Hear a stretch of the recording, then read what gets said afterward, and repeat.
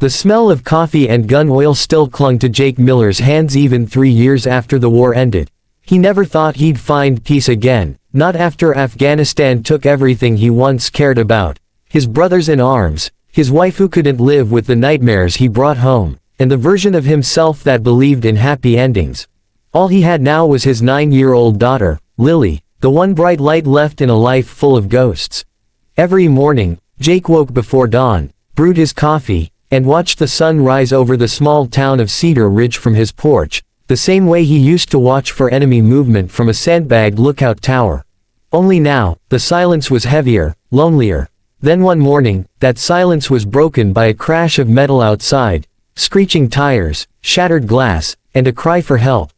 Jake sprinted down the gravel road barefoot, heart pounding like he was back on the battlefield. A black SUV had spun off the road and into a ditch. Steam poured from the hood. Inside, slumped over the wheel, was a woman in a military jacket. Blood streaked her forehead, and her dog tags glinted under the pale sunlight.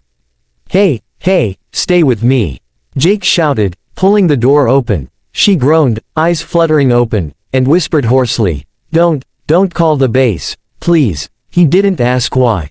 He just lifted her out, carried her to his porch, and did what every soldier knows best. He patched her up, one wound at a time. Her name was Captain Sarah Lawson, U.S. Army medic, wounded in the same province Jake had once fought in. She had that same haunted look in her eyes that Jake saw every morning in his mirror. For the first few days, she barely spoke. She refused hospitals, refused calls, and jumped at the sound of helicopters overhead. Jake didn't push her. He simply made her coffee, gave her space, and let Lily's laughter fill the silence between them. Somehow, that little girl's innocent joy softened the air, made it safe for broken people to breathe again. Sarah began to talk slowly, about the convoy ambush, the betrayal of her commanding officer, and how she'd been trying to file charges but was warned off by higher-ups. She'd been driving to meet a lawyer when her brakes failed. Jake suspected that was no accident. He didn't tell her that, though. Instead, he reinforced her car, checked the roads, and kept a rifle within arm's reach at night just in case. A few weeks passed, and for the first time in years, Jake felt like part of a family again. Sarah helped Lily with homework, cooked meals, and even laughed once. Really laughed, that deep unguarded laugh that feels like sunlight after years of darkness. Jake started to fall for her, though he never said it out loud. He figured she deserved peace, not another wounded soldier trying to find meaning in someone else's survival. But peace has a way of shattering when you least expect it. One afternoon, a convoy of sleek black SUVs rolled up to Jake's property. 6 men in suits and earpieces stepped out, surrounding the house. Sarah froze at the window, color draining from her face. "They found me," she whispered. "My lawyers. They're not here to help." Before Jake could ask what she meant, 2 attorneys stepped out, carrying folders thick with documents. One of them, a sharp-faced woman with cold eyes, smiled tightly. "Captain Lawson, you're under federal protection now. Please come with us." Jake stepped in front of Sarah.